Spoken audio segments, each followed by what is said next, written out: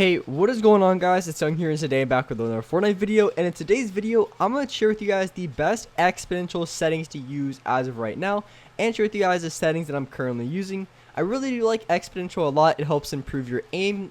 I feel like I'm able to hit a lot more shots on exponential as opposed to linear, so that's why I'm currently on exponential settings. And I want to share with you guys all the settings that I have and that I recommend for you guys to use if you want to hit more of your shots, and as well be very consistent with your builds and edits on exponential.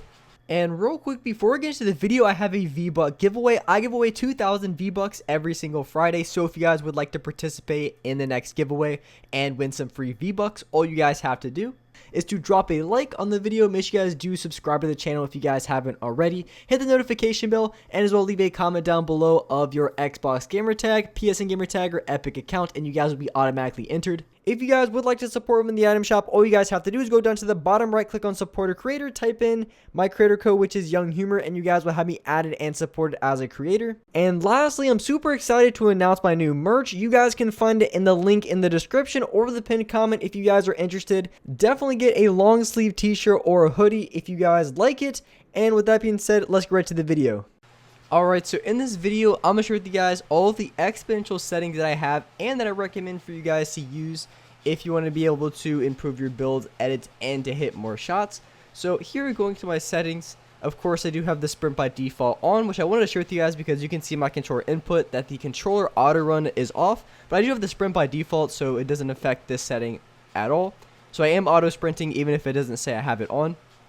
So as far as the sensitivity settings that you guys want to use, my building and editing is a 1.7x, and for my look sensitivity, I have a horizontal speed of 41% and a vertical speed of 41% as well. So I have the same for my horizontal and vertical, and then my building and editing is the same on a 1.7x.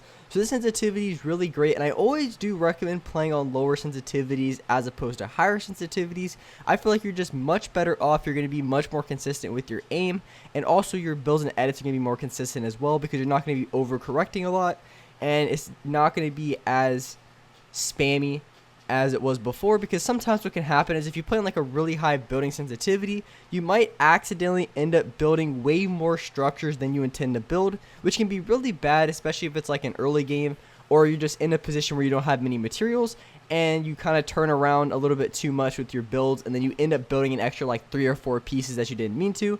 So that could be really bad. So I don't really recommend playing on like a really high sensitivity for building and editing, because you can accidentally place way too many builds, and it's going to be really bad if you're ever in a situation that you don't have many mats. So I feel like 1.7x what I have here is a very comfortable sensitivity. It's definitely a little bit more on the, I would say, in the medium. It's not really fast, but it's not slow at all. You can definitely build quick. I'm able to do all the retakes that I could do on linear. I can do an exponential as well on this sensitivity, so it's definitely not a slouch by any means. And of course, when it comes to all the sensitivities, you just have to find what works best for you and what suits your playstyle. So the ADS sensitivity I have is a 15%. Now when it comes to ADS, it's really just dependent on what you think works best for you. I like 15%, but at the same time, I don't know, I've tried it out for a little bit. I like it a lot, but some people prefer to play on maybe like a 12 or 13%. Some people like all the way up to 18%. So it really just comes down to what you like. So I have mine on 15%, but if you feel like it's just a little bit too fast, you can lower it down like 2 points. I wouldn't go below like 10%, but if you lower it down to like a 13 or 12, that could be really great. And if you feel like it's just a slightly too slow, then you can raise it up to like an 18%. So the higher your sensitivity for your aim down sights, the better it typically is for close range, and the lower it is, so if you're on like a 10%, 11, 12%, that's going to be much better for longer ranges, and for closer ranges it can be a little bit worse. But a lot of times when you're point blank, especially when you have a shotgun or an SMG, you're just going to be hip firing anyway, so having a really high ADS sensitivity really doesn't make sense a lot of times, because you're going to be hip firing majority of the times either way. So that's why I recommend to play on about a 15%. Like I said, if you think you want to have a little bit better aim, longer ranges, then you can move it down to like a 13%. And if you want to have even better aim, close range, then you can bump it up to an 18%.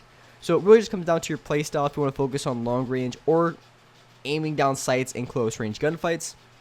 So when it comes to look damping time, I currently have a 0, but I really like this setting a lot on linear settings, just because when you have a setting on, it helps you to give more of an exponential feel. It helps you have like an extra dead zone, so when it comes to aiming longer ranges, it makes you so much more accurate. I feel like it's not very necessary on exponential, so I wouldn't recommend having it on, but you can have it on if you feel like your long range shots, no matter what you have, is just not good. If you increase your look damping time, you're going to be hitting your long range shots much more consistent, I can guarantee that. So you can give that setting a try if you want. I currently have it on 0, but bumping up to like a 0.04, maybe like a 0.06, just having a little bit of one on can be really great to have. So as far as the dead zones, it really comes down to your controller and how much stick drift you have. I'm always on like a 13%, 11%, something around there. I'm always on those dead zones because that's what works best for my controller. I don't have like a ton of stick drift and everything feels really responsive. Usually the key is the lower your dead zones, the better, because the lower dead zones you have, the more responsive everything does feel. So if you're able to play on lower dead zones, if you're able to play on the lowest dead zones, I highly recommend it. Everything's going to feel really fast and really responsive. There's no benefit of playing on a higher dead zone other than if you have a lot of stick drift.